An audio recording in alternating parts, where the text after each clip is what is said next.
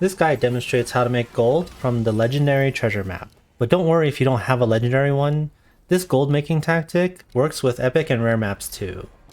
Also, paying at the end of this chaos dungeon to get a legendary map is not the only way to get one.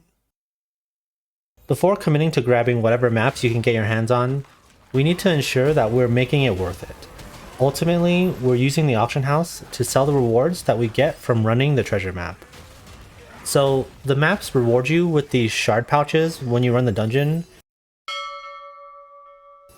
and that's where the bulk of the gold comes from.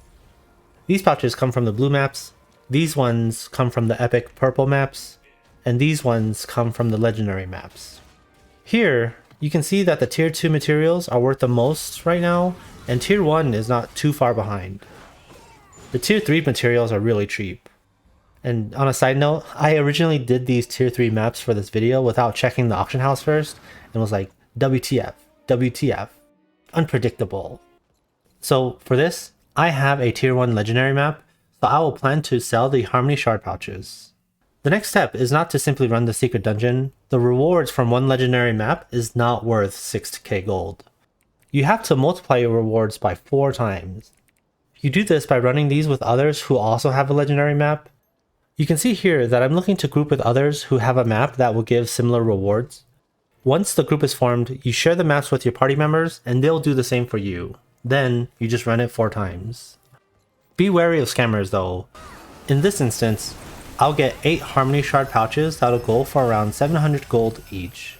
I'll also get some engraving books and breath that can also be sold on the auction house.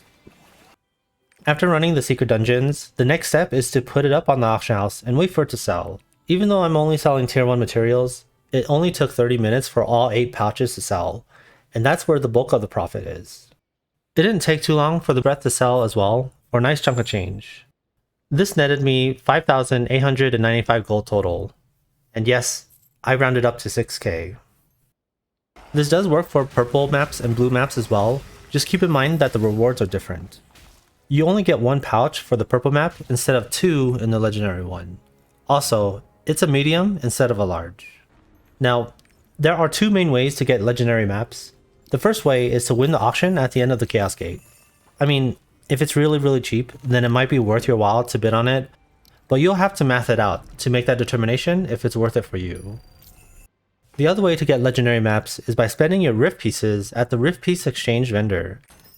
You get these by running the Chaos Gates and killing the mini bosses. Keep in mind that the price of these chests change depending on the area. The ones in Rohandel are more expensive than the ones in Lutera, and they both give tier 1 pouches.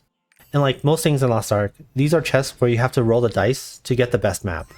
I think it's worth it though. However, there is a weekly roster limit on how often you can purchase these things.